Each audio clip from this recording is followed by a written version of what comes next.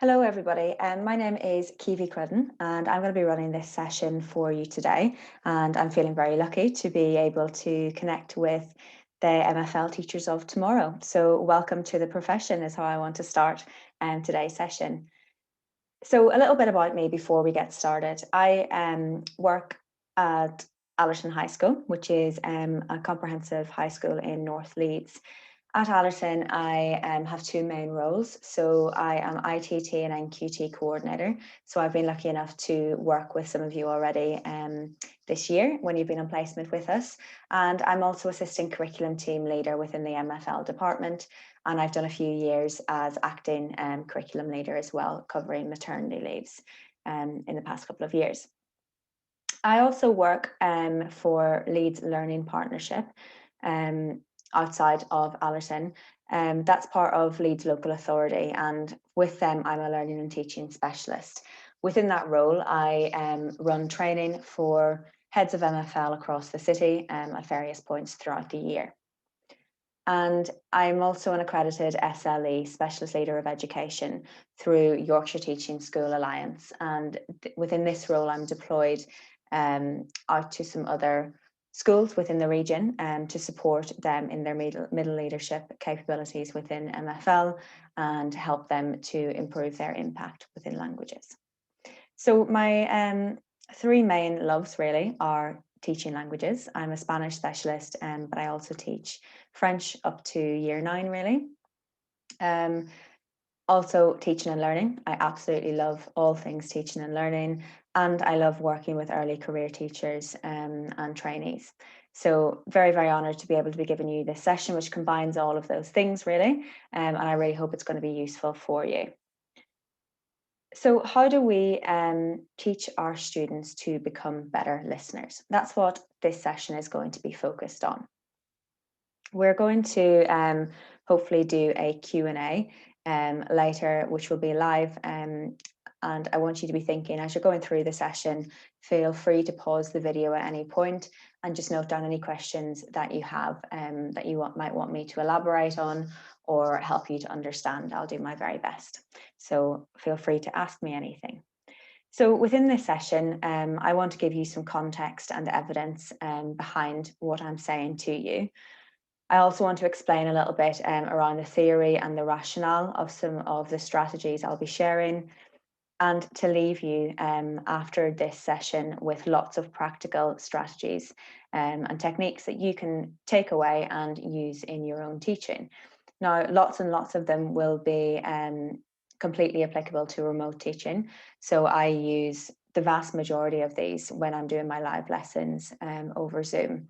There'll be a few that maybe you want to keep until later, until we're back in the classroom, sooner rather than later, hopefully. But I'll let you know when that's the case. So I think it's important, anytime I have been to CPD, anytime I've delivered CPD, I recognise that we as teachers, we love to get the practical strategies. So things that we can implement right away the next day, and the kind of low prep, the more low prep it is, the better. But I never shy away from sharing the theory and the rationale behind the strategies I'm advocating, because I think that makes us better practitioners. If we understand the why behind the what, it means we are better teachers in the long term. It helps us make better decisions when we are planning our lessons and planning our schemes of work. And it helps us to support our colleagues and lead our colleagues when we can try and get them on board as well. I'm also going to give you some context and some evidence behind why I'm advocating these strategies. Because if I didn't have the evidence to back it up, and if I didn't have the experience to say that within my context this has been successful, then who would I be to be leading this session, really? Okay, so I want to tell you why I think this will help your students and why it has helped my students in my experience. So I want us to start with a little bit of reflection. Now, if I was giving this session to you face to face, we'd be doing this in pairs or in groups and actually have it physically in front of us. So I thought I'd share it with you anyway, because it's a resource that you might want to steal and use. I use this a lot at A level. So the agriometer, and I have these printed and blown up to A3 and laminated. So they're like little placemats. And every so often in A level classes, usually when we're at the start or the end of a topic, these will be given out to the students, and they'll have little cards or sentences with statements, and they need to move them along the meter from totally disagree to totally agree, in order to spark discussion. And sometimes you'll probably know, if you've had some A-level experience in teaching in your first placement, or even from the memory of being A-level students yourself, sometimes it's hard to form those ideas. And sometimes we have shyer students who struggle to get their voice heard. So this is just a means by which we can spark discussion and help them to express and articulate their ideas, and consider other people's point of view as well. So all I want us to do then is, I'm just going to give you a few statements, and I just want you to reflect on them, and you might want to pause the video as you do so. And maybe at the end of the session, if you have some time with your peers as a group of trainees, these statements might be things that you want to discuss together, because you will obviously have different experiences and different opinions, and it's good to share them and to discuss them and to reflect. Okay, so the first thing I want you to think about is this statement: listening is the most important skill when it comes to language learning. Have a think about how much you agree with that or disagree with that, and what maybe the reasons might be.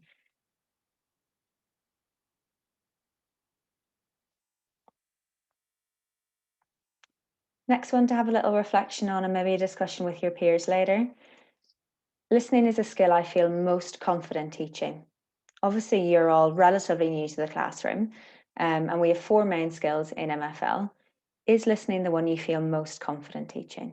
Have a think. How much do you agree or disagree with that?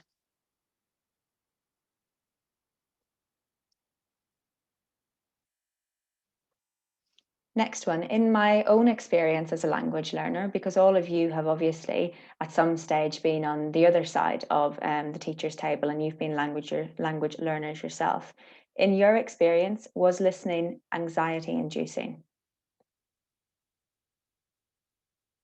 Maybe think of this within your classroom when you were a student at school, or maybe within other contexts of your language learning in the target language country, for example.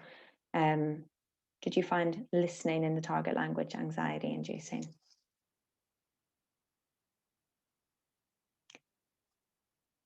Next statement: I feel I don't have enough resources to teach or practice listening.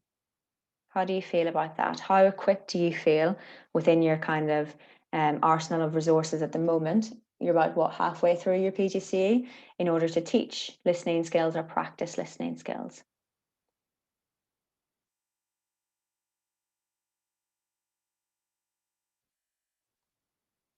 Next one's an interesting one. It's something I've had told to me quite a lot. MFL teachers need to speak in the target language the majority of the time if we want to improve students' listening skills. To what extent do you agree or disagree with that? I think this would be a really interesting one for you to discuss together when you can.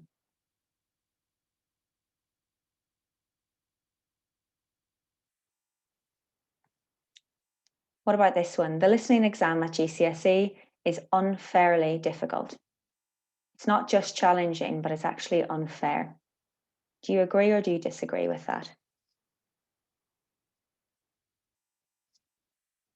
And finally, my students see listening in MFL as something dull. In your experience so far in the classroom, how far do you agree with this statement? So all of those, I wanted to spark some thoughts within your head. I want you to really, really hone in on listening.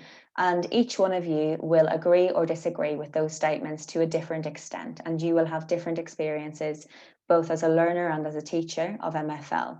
But I think it's good that we consider some of these things before we move on in the session. Okay, so I said I was going to give you a little bit of context, and a lot of the things I'm sharing with you today are the result of an impact project that I did within the languages department in my school. So let's learn a little bit about the context here. So Allerton is a large, we've got about 1,400 students, I think, at present, fully comprehensive, very diverse 11 to 18 secondary school in North Leeds. So we are very, very diverse, and we have the full range of ability, a true comprehensive. Within the languages department, we have a department of, I put 4/5 full-time. Currently, we have 4 full-time teachers and 2 part-time teachers. But within the project I'll be telling you about, at that time, we had 5 full-time and 2 part-time. We're also very lucky to have 2 foreign languages assistants, one Spanish and one French.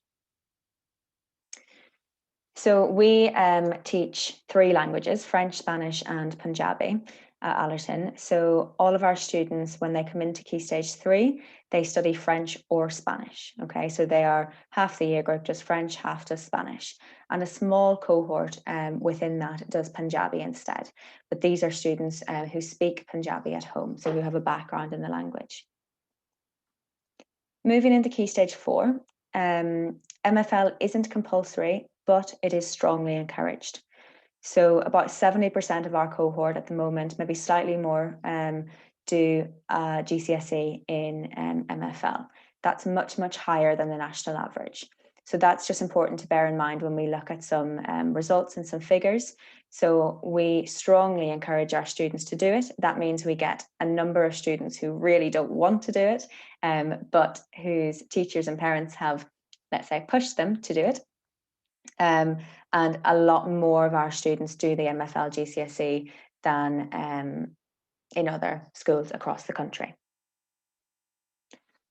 All of our classes are mixed ability, so we do not set in languages. And what I'm going to be telling you about is the year 2018-2019. Now, this is the last year we actually had proper exams, because obviously in 2020, the exams were cancelled, okay? So we're going to focus on this year. I was head of department in 2018-19, and I had 3 strategic priority areas. I made it my mission to improve the department in these 3 areas. So I wanted to narrow the gap that we had between French and Spanish.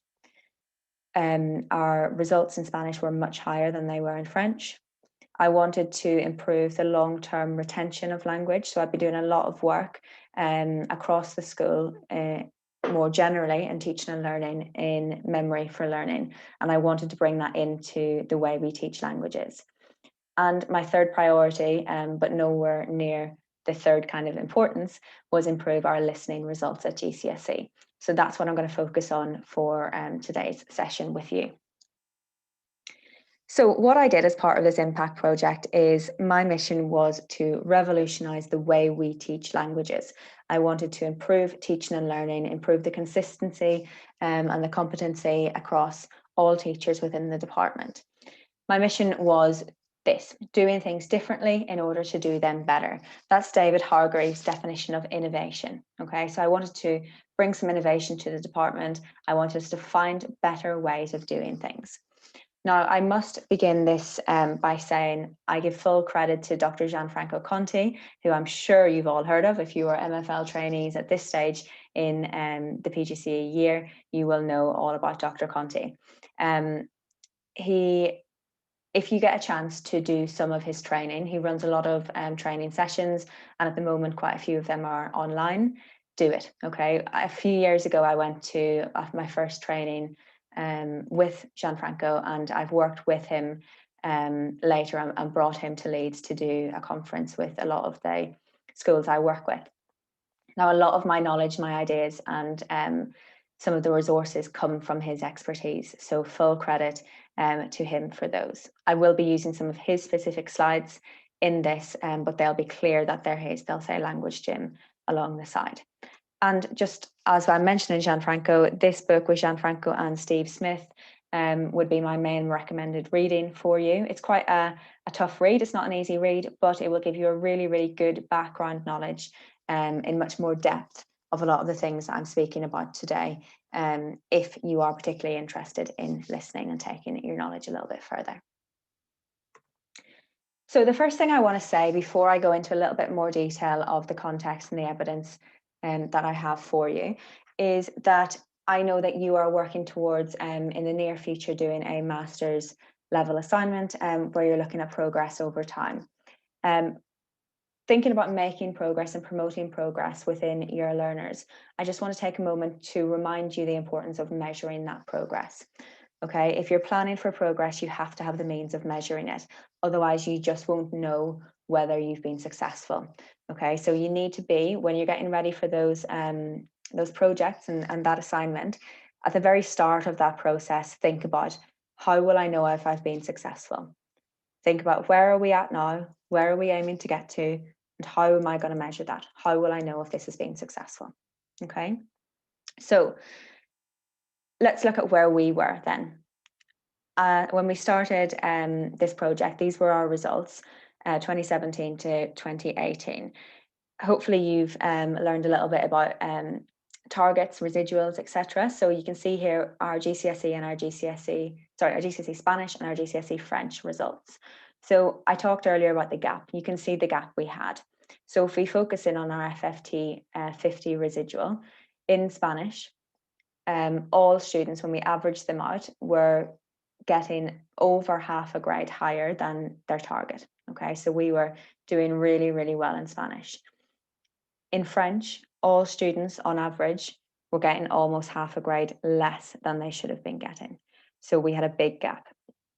Now, we always look at our disadvantaged students as well and our non-disadvantaged students, and we can see again in French there was a big gap here.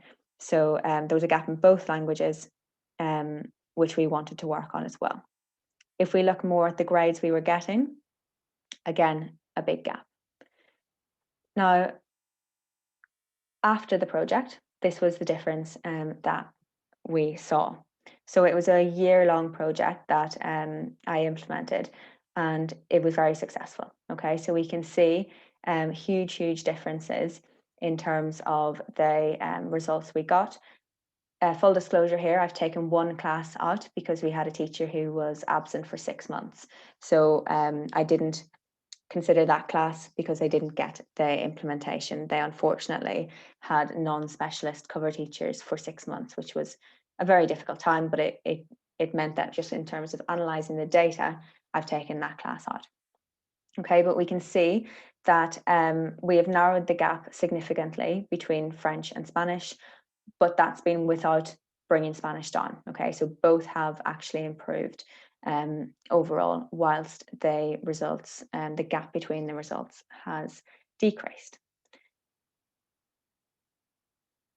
Now, as well as looking at our raw kind of exam results, I wanted throughout the project to take some feedback from the children. So from students, we took student voice, and I also took staff voice, so got their opinions as well. So this was at the end of the year. We saw that our students had really good buy-in, so really high levels of students found the lessons interesting and engaging, and relatively high numbers felt confident that they were going to get their target grade. This was before, obviously, the results of their exams. This session's all about listening for you, and that was one of our 3 focus areas. So we asked some questions about this. Now, this is quite telling. 100% of the students recognised that we'd done more listening practice in that year than in previous years. However, really interestingly, still half of the students chose listening as the skill they still felt least confident in. Okay, so although they recognise we've done loads more on it, students still feel or felt that listening was the scariest skill or the one they felt least confident on. However, they did a lot better. When we got the results back, I've just taken 2 screenshots from our results analysis here. They did actually do loads better on the listening exam, but interestingly, they still felt it was really tough. So bear that in mind. Within a year, we can make progress, but we still need to keep going. And it may be if we might need to implement some of these ideas right from year 7 to be able to get our students feeling super confident in listening. But we can see here they did loads better. And this is our 2019 results. So our centre did much better in both French and listening than all other similar centres. So centres which have a similar intake to us across the country, and all other schools across the country, including, for example, grammar schools. So we were really pleased with the improvements we saw in listening. Okay, so I would say that our main focus, and these slides that you see, the language gym along the left-hand side, these are Gianfranco's slides himself, okay? So the main thing that my intention was with this project was to improve students' self-efficacy. So their feeling of, I can do this. If we don't get students feeling like they're achieving success, we've lost them. So a huge focus for me in that year was making students feel like they were being successful. Okay, so Gianfranco claims that listening is the most crucial skill set for language learning, that it makes up 45% of total real life communication. You will all know this. It's an absolutely crucial skill for survival in the target language country. And our first language, our native mother tongue, is acquired through listening. You know, before we can say our first word at 10, 11, 12 months old, we have heard thousands and thousands and thousands of words. We've listened to our parents or our family members speaking, and we've listened to thousands of words before we mutter our own. So the claim is that our brain is actually hardwired to learn languages in this way. And Gianfranco claims that getting our students to be really good listeners can actually be the strongest predictor that we'll have of them having success in that language learning later in life. So we did some reflections a little while ago when we were thinking about our experience as language learners or in teaching languages. So this is a poll that Gianfranco's done where he asked lots and lots and lots of teachers of languages which skill they find least easy. And we can see that there's about 154 people here claiming listening. So across the country, or I think this is actually beyond the UK, language teachers really always tend to choose listening as the one they find hardest to teach and the one that they have the fewest resources for. So they find it harder to teach and they feel that they're less equipped to do so.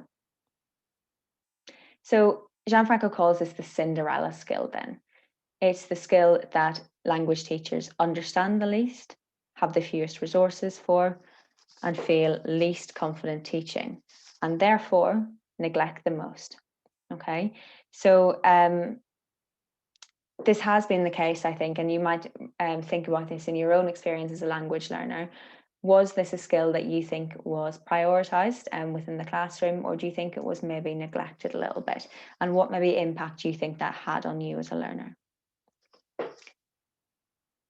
One of the things I got us to reflect on a little while ago was anxiety. And there have been several studies on foreign language anxiety and how this worry about listening actually impedes our comprehension. And there's a lot of research that says that actually the cause of this foreign language anxiety may be because of the way it is taught within the traditional MFL classroom. So it's this test-like nature of a lot of the listening practice that we do in the classroom that maybe might end up with our students being quite anxious around this skill. So I think back to when I was a student within a language classroom, and we often heard, okay, now we're going to do a listening. It was referred to as a listening. And that meant 1, 2, 3, 4, A, B, C, D, right, wrong. Okay. It was always like a test, true, false, right, wrong. And you sat down, you did a listening, you know, the audio went on and it felt like a test. And that was pretty much my experience of it. I wonder how much that relates to your experience. Gianfranco claims that the biggest issue with this is that a lot of the teaching of listening doesn't actually model, it tests. So when we are, you know, babies and children, we learn to speak the language, or we learn to do most things because somebody has modeled it to us, because we see a parent maybe doing it and we learn to do it by watching and doing what they're modeling. But the biggest issue with listening is too often we don't model how to listen well. We just test it. We just test it before they've learned how to do it, or before they see or hear or watch it being done well. I'm going to ask you to pause the video, please, for a few minutes as you read this, and just press go again when you've read it. Okay, so I want you to reflect on what you just read. I've put the blog post at the bottom. So what we're saying is a lot of the activities have come that I'm going to share with you have come from this knowledge that too often listening is seen as a guessing game or a test, and we don't want that to be the majority of our listening practice. So that theory helped me come up with the rationale of what we were trying to do, what I was trying to do in the department. So through the tweak of the week, which was basically a teaching and learning idea activity that I created, gave a rationale for, and shared with my department every week for the entire year. And a large majority of these were listening. Not all of them, as I said, we had other priorities as well, but a large majority of these were listening tasks. And the thought and the rationale that I was sharing with my colleagues was this. So I wanted the majority of the listening practice our students do in class to be low stakes or no stakes. So it wasn't about taking in scores. It wasn't about grading it. It wasn't about anybody being worried about what was right or what was wrong. Okay, so I wanted to get rid of the anxiety around this. It should be low stakes or no stakes. I wanted it to involve listening in a variety of ways and for a variety of purposes. So not just a simple comprehension. I wanted them to be listening for various different things, listening for grammatical purposes, listening for modeling purposes, listening for memorization purposes, for translation purposes, for decoding purposes. So more variety in what we do. I wanted to really focus on this, involve modeling of language. So I wanted a lot of the listening our students were doing in class to be their teacher speaking and modeling the language to them. And that was a priority over the testing of it. I wanted to have flooded input of the language chunks we wanted students to learn. So I was not asking my teachers to speak in the target language all the time. I was asking them to flood the input of the key core language that we wanted the students to be learning. So to really hone in on what the core knowledge is and to flood that input. That means repeat, and go over in as many different contexts as possible that core language for them. I wanted it to be largely comprehensible input, i.e. language they know. Okay, if you're interested in this, read about the importance of comprehensible input when it comes to learning. A lot of the research says that 95-ish% of what a student reads or hears has to be comprehensible, i.e. they have to understand it to be able to get anything from it. And this is one of the interesting things. If you're told that you should always be speaking in the target language, I'd like you to do a bit of research and comprehensible input and just come up with your own kind of approach to that. And I wanted to encourage thorough processing within our students, not just listening for keywords, not just trying to get the right answer, but to break it down and to listen for different things. Maybe just to listen for specific syllables, maybe to listen for gist, maybe to listen for exact spelling, sound spelling links. So thorough processing where they're honing in on different things. And really important for me is I wanted what I was asking my colleagues to do had to be low prep for them. We were trying to improve teaching and learning across the department. So I was trying to give them things that would actually be easier to implement than what they were doing. So I did not want to cause them additional workload. I wanted to convince them that this was something that was going to be easy to implement, but really highly impactful in terms of results and adaptable for a range of context. A lot of the things I'll be talking to you about, I use within year 7 classes and within year 13 classes and everything in between. Okay, so let's get to the juicy bit then, your implementation. I want to share with you lots and lots of practical ideas that you can use yourself. So I'm very happy to share these resources with you, and I will be passing on the PowerPoint to Lisa to give to you. All I ask, please, is that you just credit where you got them from. But if I can save you some time, some energy to help you at the start of your careers, then I'll be very happy. As I said earlier in the session, lots of these can be used, and I do use them in a remote learning environment, where, to be honest, I think listening is more important than ever, because if they're at home, they're even less likely to be listening to the target language than they are when they're in the classroom. So just a reminder of the rationale behind all of these. When practicing or testing our listening skills, our students are too often just listening for the key details to answer a closed question, like a true or false question. This can lead to anxiety around listening tasks and lead to not very good listeners when we actually think of practical real life situations. We want our students to be more active listeners more often in lessons to avoid that we're doing at listening kind of feeling. We want to be listening, them to be listening to the language in a range of ways and for a range of purposes. Okay, here we go. So one activity which I like to use, and I use this more in French than I do in Spanish. Now, if you teach other languages, you'll have your own idea of how important or how relevant this is.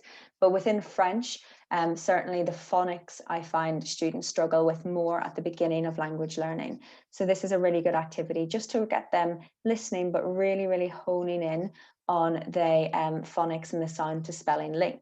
So essentially, I just put up 10 pairs of words, and I tell the students, I'm going to say one word from each pair. You just need to listen and write down the word you hear. Okay, so I would say number 1, trois. Number 2, va. Number 3, su. They're listening and they're just deciding which of those 2 words did I hear. Now, it's really good to get them just to hone in on the phonics, and it also sparks some really good discussions around, for example, silent letters. Or, for example, if they get this one right, yeah, well done, toi. We have that O-I, wa sound. What other words do we know that have that wa sound in the O-I spelling? And we'll come up with the other words that we know. Or, for example, petite. How did you know that it was the one with the E? What other examples do we have of this where adding an E actually hardens the consonant before it? So some really, really good repetition and some questioning can come out of this, as well as a really low stakes way of getting them to start a lesson with a bit of listening.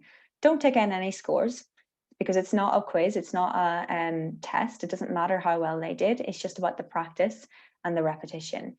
This might be a good one within your group of MFL trainees. Look at your specific language and come up with as many of these pairs of words as you can that you could use for this activity. Okay, another one that I like to use kind of on the phonological level is getting students to focus on syllables. So I would just have a table like this.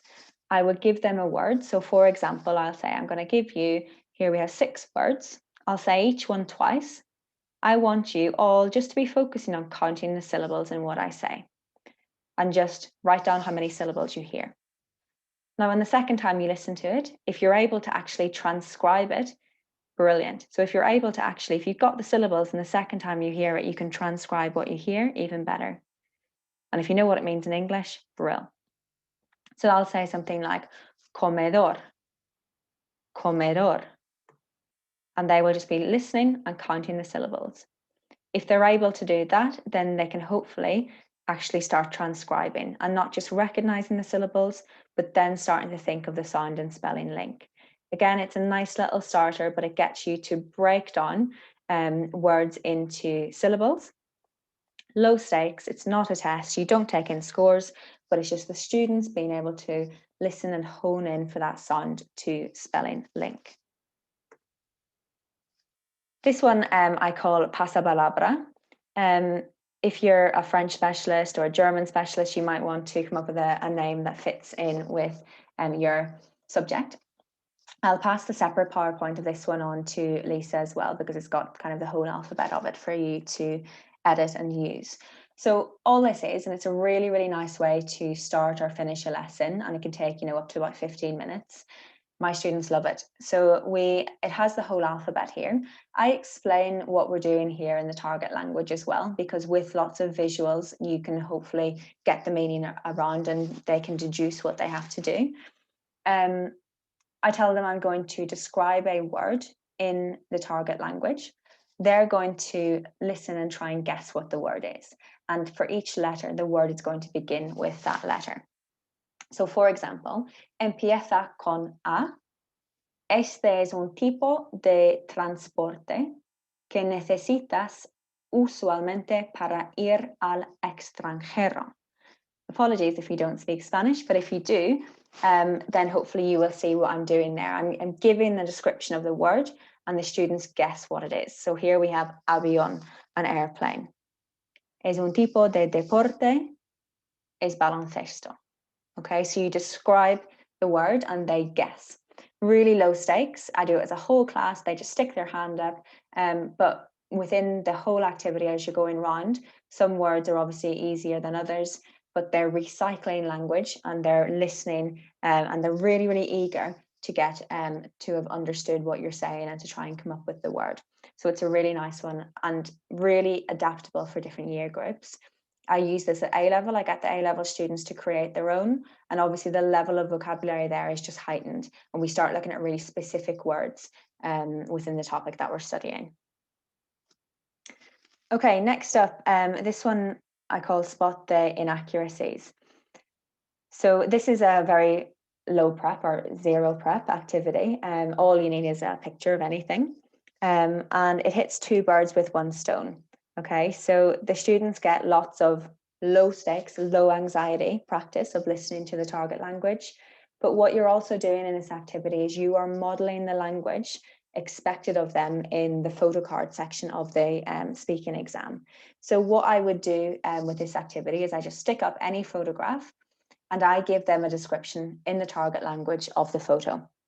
So I'm modeling language like in the photo there is, on the left I can see, in the foreground, in the background. So I'm modeling that language and they're hearing that again and again. But I will say things like there is a man, a woman and two girls.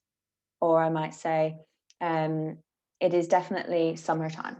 Okay, so I'll be describing it, but within my description, I'll say some things which are inaccurate. The students don't know how many inaccuracies there'll be. They just listen and they note down the things that's wrong. Okay, so it's just really low stakes. They get loads of practice of hearing a good description of a photo and they're just trying to listen for the things that are wrong and then they correct them.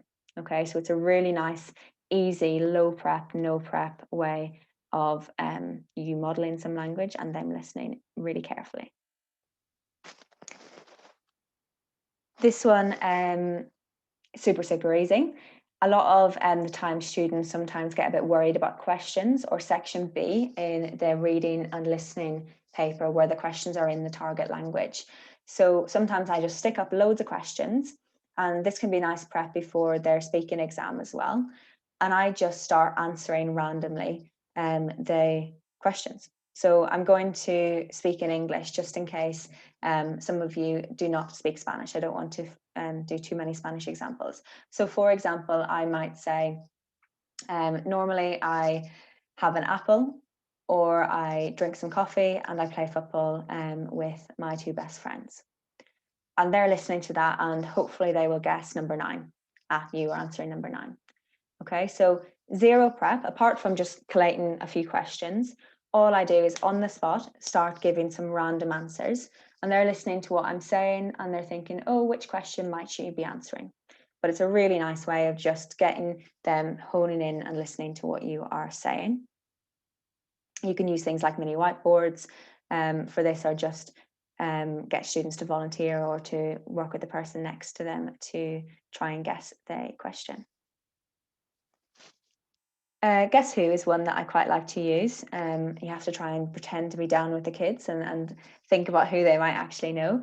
But you think of, you can just put some random people on the screen and they like this one and you just give them a description of the person. So I will just stand at the front of the room and start describing these people, maybe what they look like or maybe who they are, what they're famous for. and they're just listening really carefully and maybe do 10 in a row or 5 in a row, and they just think, right, who am I talking about? And they write the name of the person. Or if you don't want to do guess who, you can do guess what with some vocabulary that you've been studying. This is one I've been using with year 8, and we're using some of this structured language in the yellow box at the top. So I'm modeling some of the things I might want them to use later in the lesson, but they're also recycling some of the vocabulary that we've been studying. Sometimes it's just completely random vocabulary that I do this with, not related to the topic. So getting them maybe to just widen their vocab range.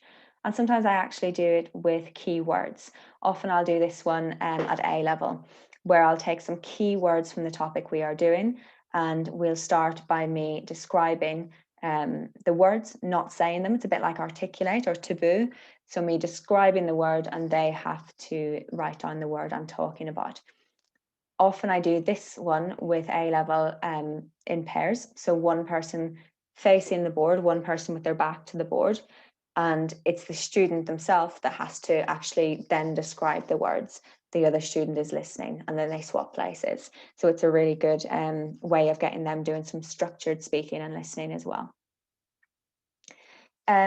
Calculate, again, it's a nice little starter. It has various benefits. So it recycles numbers. I'm always trying to, throughout the years, making sure our students don't forget the basic knowledge like numbers. So gets a bit of numeracy in there. We get them doing a bit of maths, a bit of mental maths. It recycles the numbers. It recycles vocabulary, and it also gets them listening, and listening for a purpose. So I will put up a screen with some vocabulary, and often this is a topic that they've not done in ages.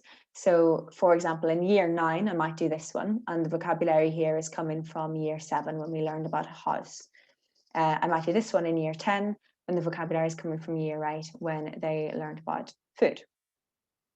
So each box has a picture and has a number, and I give them some sums, okay? And they have to work out the answer to the sum in their head. I'm obviously giving them the sum in Spanish or in French, and they need to work out the answer. But if the answer is 12, I don't want them to say 12, I want them to say chest of drawers. If the answer is 36, I don't want them to say 26, I want them to say computer, okay? So they're doing lots of things here. They're listening and understanding the sum I'm asking them to do with the functions up at the top. They're doing the mental maths in their head.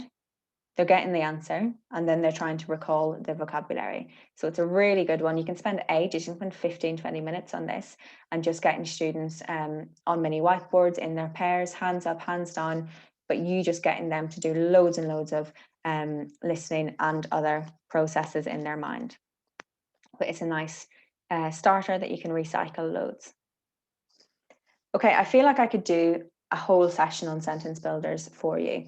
I'm not going to obviously fit that all in today, but sentence builders, I'm sure you have come across them in your placement schools and in your sessions within the university.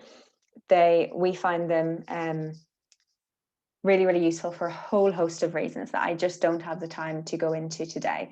But we use them a lot, and in our lessons we use them a lot for listening practice.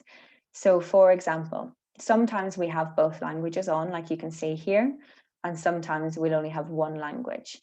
But what I try to do is to have us modeling the target language as much as possible.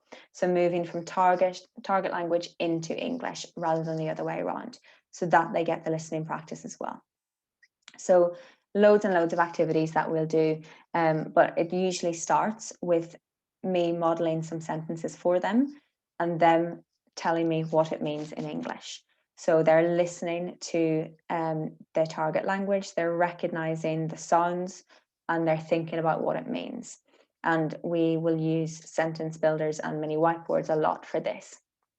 Now, this is one I've been using loads and loads and loads in our live lessons. So I use the chat box for the students to translate into. So where we would normally be using mini whiteboards lots, I kind of use the chat box on Zoom or on Teams, whatever you're using, as a virtual mini whiteboard. What I do when I'm doing this over virtual teaching is I tell them, okay, I'm going to say the sentence twice or 3 times. I want you to prep your answer in the chat box, but don't press enter until I say so. Okay, so I'm saying a sentence, they're listening really carefully, and they are writing the English. And then I say 3, 2, 1, enter. And I get all their answers coming through at the same time. So that allows you to make sure students aren't just copying somebody else or feeling the pressure of thinking, oh, maybe it's not right because that person's put that. If you tell them all to press enter at the same time, you get a really, really quick kind of bang, bang, bang, loads of answers for really quick formative assessment. So that one works really, really well. This one's probably my absolute favorite. This one, I adapted something that Gianfranco does. I think he calls it something like slalom listening, but I call it mosaic listening just because I've made it look a little bit pretty like a mosaic. So what this is a grid, and it's filled with English phrases, chunks of language in English. And each box in the grid has a number, okay? So here we can see that there are 5 columns and 25 numbered boxes.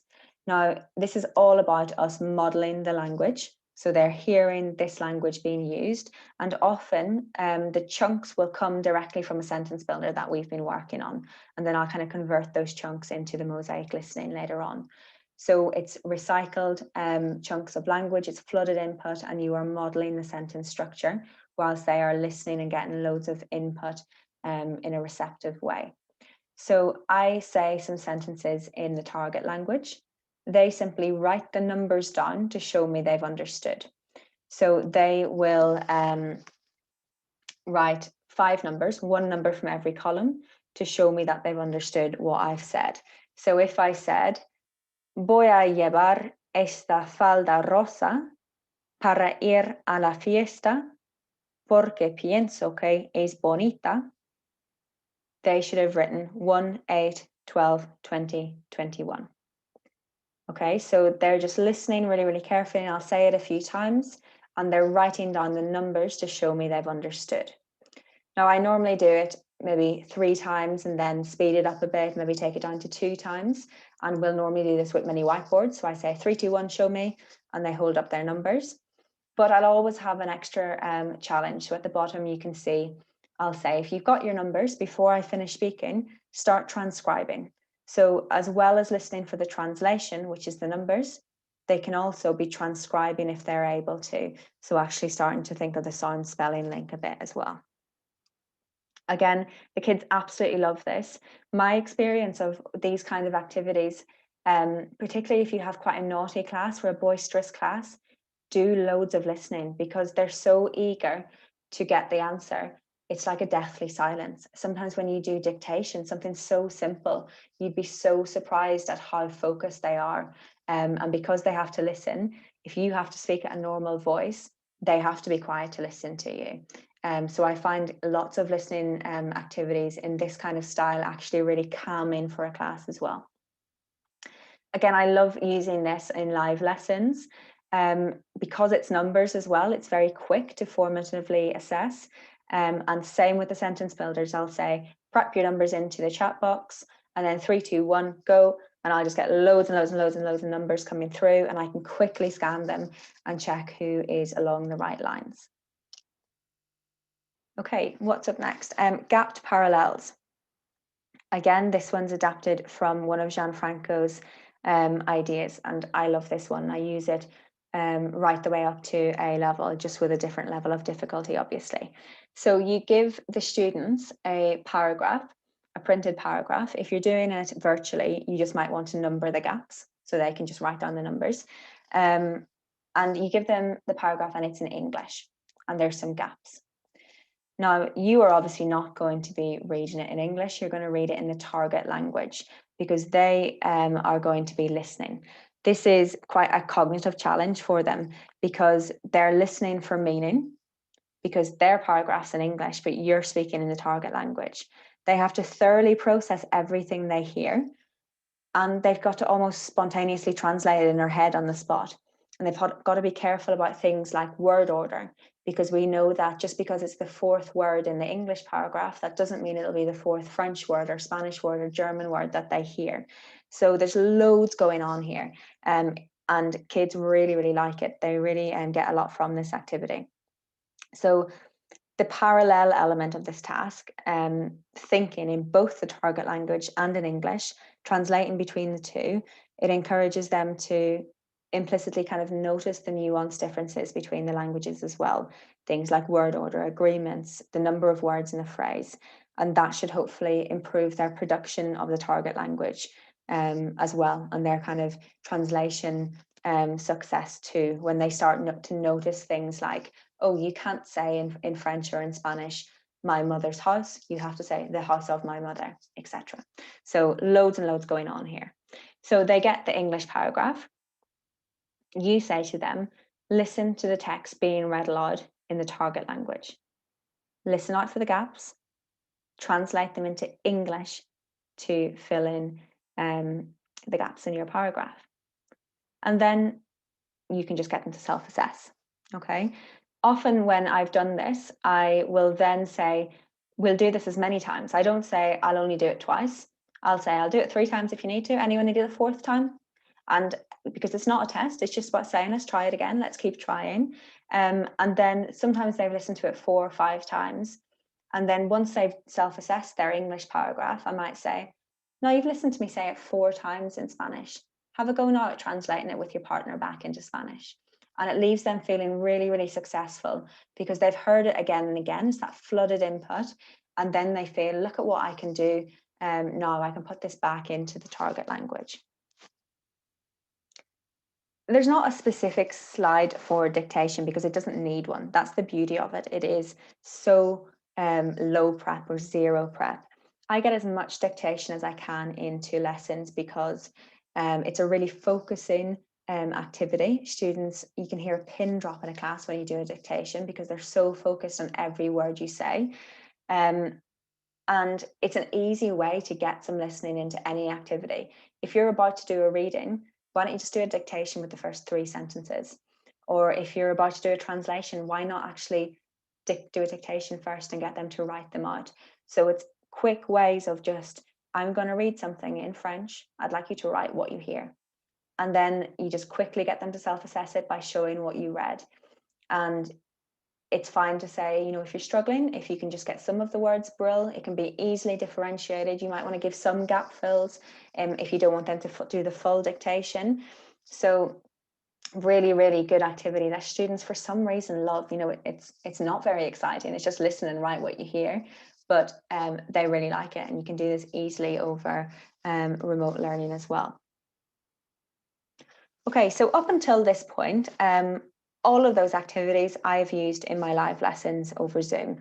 And if you have any questions about how I do that, feel free just to note them down and ask me in the Q&A later and I'll kind of explain.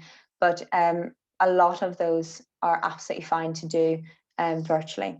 The ones coming next are maybe less suitable for that and ones to save for later. You're not going to be virtual teachers your whole careers, fingers crossed.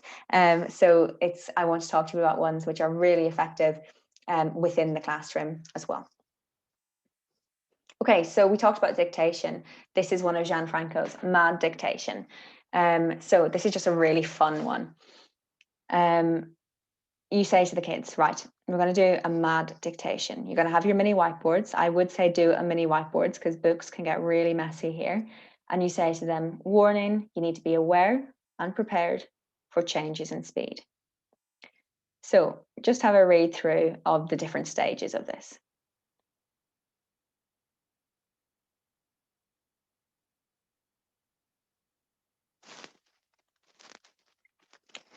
Okay, so mad dictation is an activity. It's low stakes, it's no stakes. So again, it totally reduces listening anxiety. It makes it into something quite fun, and it's very low prep, which is great for our workload. It gets students fully focusing, listening to every word, and thinking carefully about your sound spelling links. Why? That's like all dictations. Avoids the listening as a test kind of assumption. But the mad part is what makes it fun. Okay, so the mad part of this dictation is you as a teacher, you are alternating the speed at which you read the text or volume. So you might shout bits of it, you might whisper bits of it, and the speed you go really, really slowly at some points, moderate, then fast, then really slow at different points during the paragraph. So it just feels totally crazy. The kids are like, what's going on? But it increases the challenge and the fun. And you can see that you do it in stages. They note down keywords and they're trying to keep up with what you say. Then they look at the person next to them and they steal words.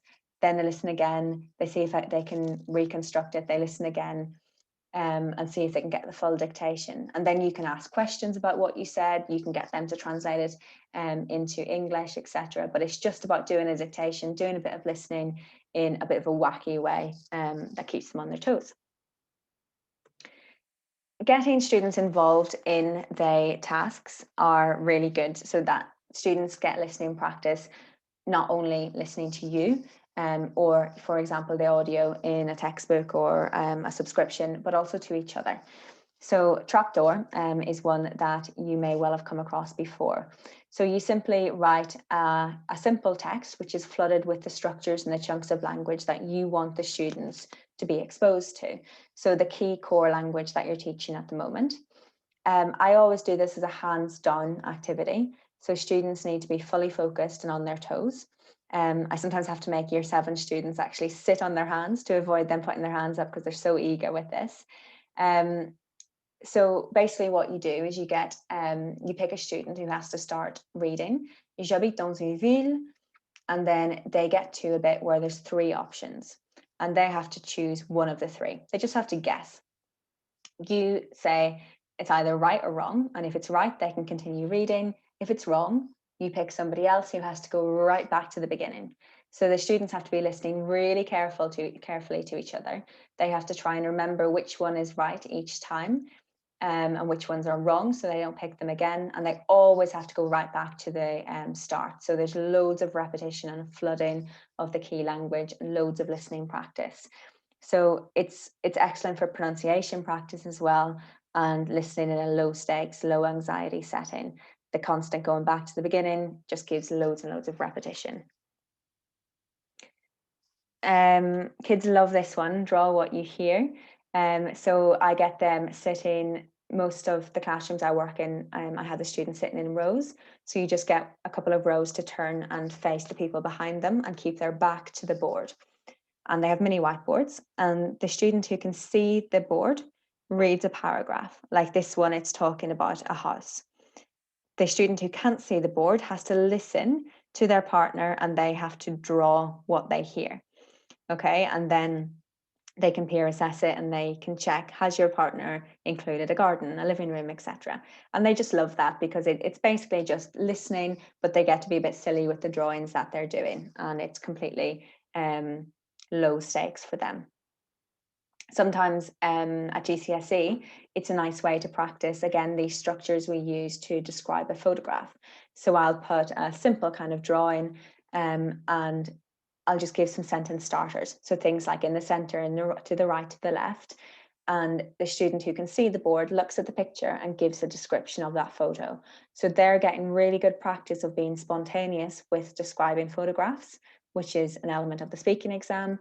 And their partner has to listen really carefully, and only by relying on what they understand, what they've heard, they have to draw it.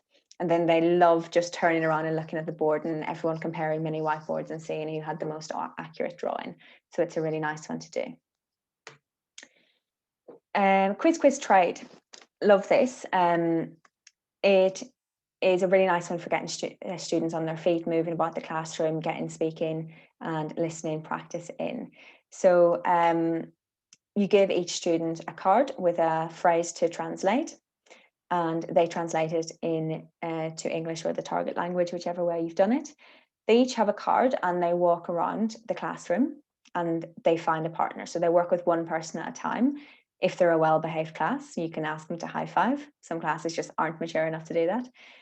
But when they find a partner, each person reads their target language phrase to the other person and their partner has to verbally translate it. So they're getting that listening practice, hearing it, hearing their friend say it in the target language. then they're translating it. If they both get it correct, they trade their cards. So they quiz, the other person quiz, and then they trade.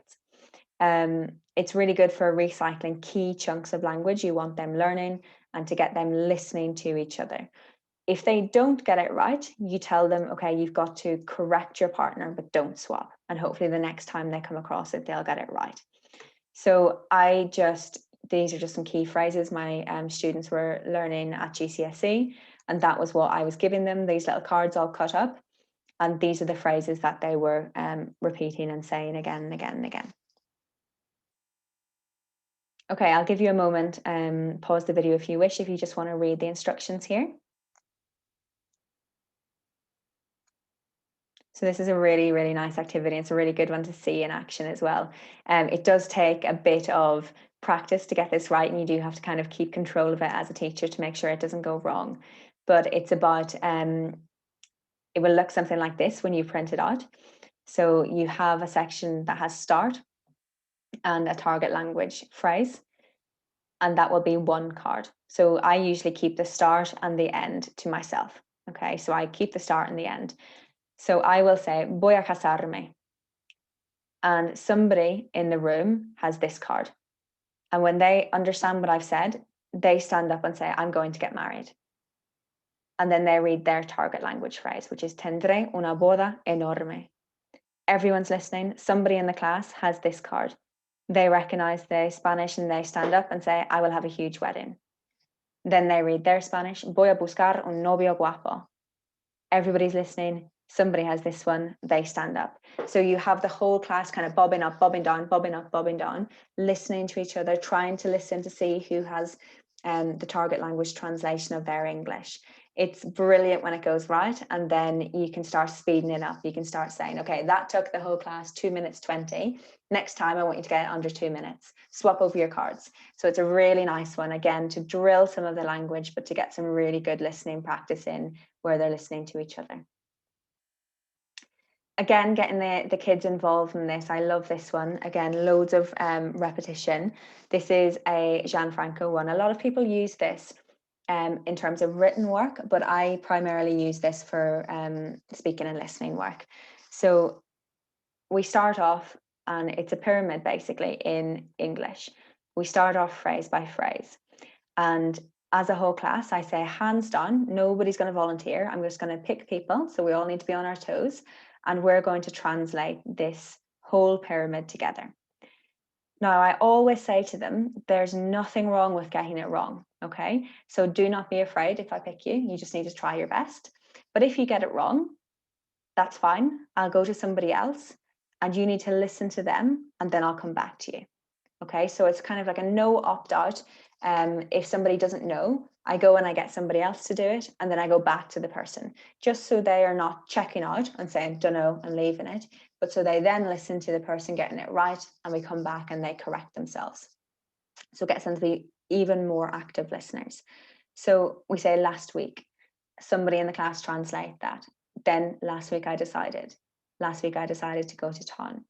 Last week I decided to go to town with my friends. So you can see the repetition, repetition, repetition. And we're going round the class. And sometimes I go back a few and I build up a few and I go back a few and I build up a few. And by the end of it, it's getting really hard and they're all listening to each other. And I might go right back to the beginning and then to the end. You can, knowing your class, you can decide who does which bits. So although it's hands down, your knowledge of the children, you will pick the children who you think might be able to do the very last one. You might pick the children who look like they're a bit sleepy, but your knowledge, while trying to confidence boost the children, not catch them out most of the time, unless you know them really, really well, is the best way to go about this. But they always groan when this comes on because they know they have to concentrate loads, but they like it and they get a real sense of satisfaction by the end. Okay, I think this one might be the last one. I hope I've not bored you to death. This one I love. Again, it's a really nice one. It gives you a real feeling when you see the whole class getting into this, that everyone's involved, everyone's listening, everyone's learning. Again, it's just a way of using a paragraph that you might be then turning into a comprehension or a translation, but starting your work with a listening. So getting listening in at every opportunity. We call this collective memory. So you've got a text And I always start by reading it to the children and saying, I'm going to read this text to you, and I want you to follow it with your eyes. Now I'm going to read it to you, and I want you to repeat back every phrase after me. Now I'm going to read it to you, and after every phrase, you're going to whisper back to me. Okay. And that's really funny. And the whole class just feels like they're bonkers because they're all whispering. Now you're going to shout back to me. Now, if I shout, you whisper. If I whisper, you shout. But it's just loads and loads of practice of them hearing me say it. Then we start chanting it together. So then they don't repeat, but they chant with me. So we chant it as a class over and over again. And then I gradually start taking bits out. So they need to chant with me. But as I'm reading through it, I will say Bibo Enon, and they need to fill in Pueblo Pequeño en la Costa. And we keep reading. And then every time we go through it, I take more words away. So they're chanting, and trying to remember as we go. And we gradually get rid of words. And they feel really, really successful when they're remembering these words and they don't need to rely on me anymore. And they're listening to each other. And sometimes we get to this point where they've listened to it so many times, they can actually then remember the whole paragraph. And it's a brilliant way for you to model the language that you want them using, but just getting loads and loads of receptive input where they're listening. It's something fun. They're doing it as a whole class, so you're not making anybody feel particularly worried or anxious about it. Okay, I think that is where we are up to. Like I say, I'm going to share this PowerPoint with Lisa, and I'd be very happy if you get something from it. I hope it was useful. I'm going to leave you with this thought, and this is what I shared with my colleagues at the start of the project, where we really started to develop and change and innovate our teaching and learning. Now, I've shared with you the last results that we had, which were the exams that took place in 2019.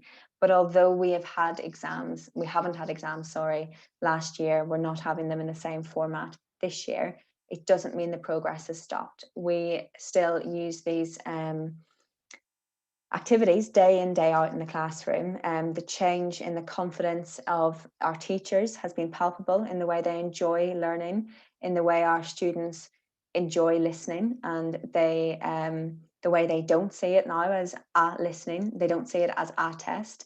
They don't see it as something that it's always right or wrong. Our students do a lot of listening, and we feel like they are hugely, hugely benefiting because of a lot of these activities. So I hope you can use them in the classroom. And this quote is a good one to take with you in your career. Nobody has all the answers, and all you can do is the best until you know better. But when you know better, do better, and that will make you a brilliant, brilliant teacher for your whole career. I'm really looking forward to speaking with you later on, and please come to me with any questions you have about listening, about what we've spoken about today, about teaching in general, about the NQT process, anything that I can help you with.